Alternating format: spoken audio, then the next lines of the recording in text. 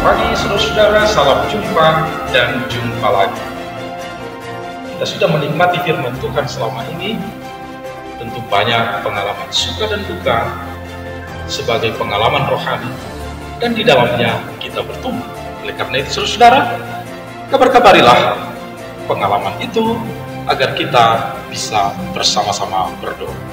Sebentar lagi kita akan mendengarkan firman Tuhan yang akan mendampingi kita di dalam perjalanan hidup kita untuk tetap berbahagia. Bapak, Ibu, saudara-saudari yang terkasih, kita akan mendengarkan renungan hari ini. Terlebih dahulu kita berdoa. Kita berdoa.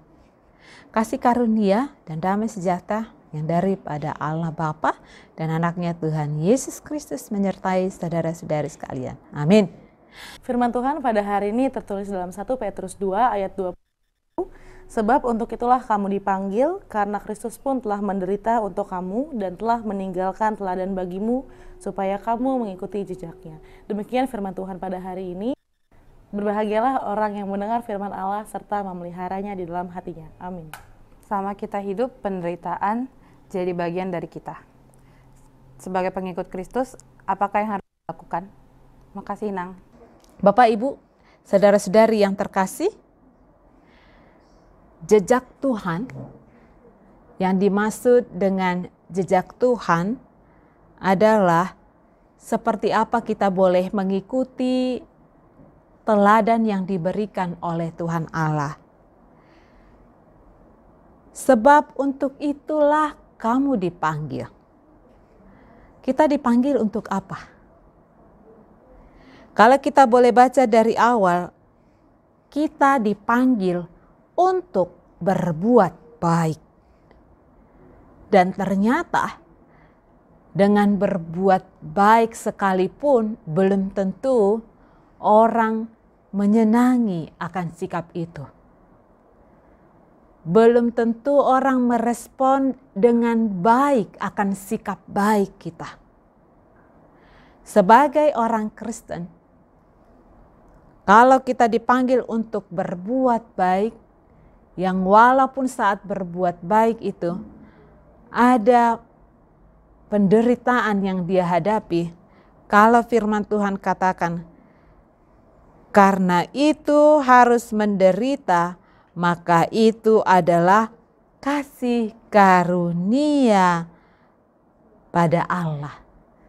Ternyata karena kita melakukan yang baik, kita menderita, itu adalah kasih karunia pada Allah. Bapak, Ibu, saudara-saudari yang terkasih, kalau secara manusiawi kita akan berkata, ngapain berbuat baik kalau kita menderita? Karena memang Yesus sendiri pun mengalami itu. Dia menderita bukan karena kejahatannya. Dia menderita karena melakukan kebaikan.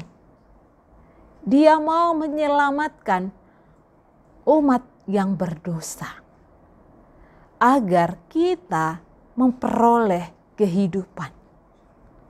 Maka jelas dikatakan bahwa kalaupun kita menderita, memang itulah yang menjadi perilaku daripada kehidupan orang Kristen.